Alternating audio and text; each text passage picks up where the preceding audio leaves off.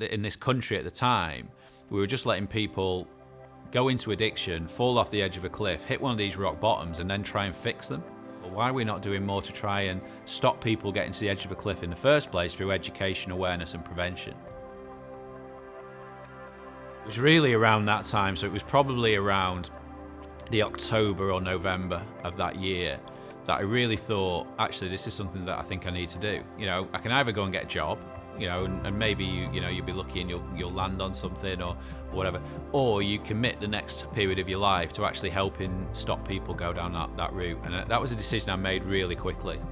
And really, I was then in a library, so I could do business planning, I could read business books, I could read everything that I hadn't already read about gambling addiction and so on. And really, what's the niche? I didn't want to go out there and copy what somebody else was doing or was already happening. I didn't want to be a treatment provider or a counsellor because I didn't think that was the best thing for me. And the obvious thing, as I said, was very much in this country at the time, we were just letting people go into addiction, fall off the edge of a cliff, hit one of these rock bottoms, and then try and fix them. And for me, that just felt completely nonsensical. Why are we not doing more to try and stop people getting to the edge of a cliff in the first place through education, awareness, and prevention? And nobody seemed to be doing that. So that's what I placed the whole emphasis of the business plan on. The real big decision was, where do you do it and how do you do it and who do you do it with?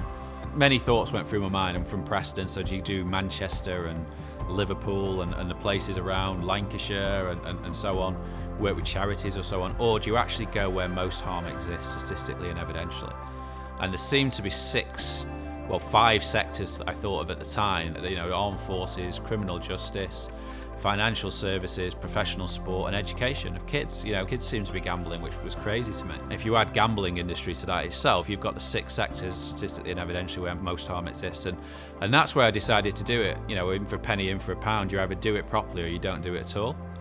And it wasn't easy. For the first 2 or 3 years, I was living off social impact grants. I was, trying to find people who would support the business and so on.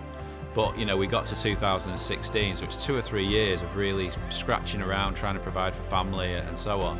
And then since 2016, after a first contract with the Rugby Players Association of all things, it's literally grown and grown and grown and snowballed. And, the amount of people we help now and the amount of addictions I believe that we prevent is incredibly gratifying. And obviously it's not just the Paul Buck Show anymore. We've now got 45 people.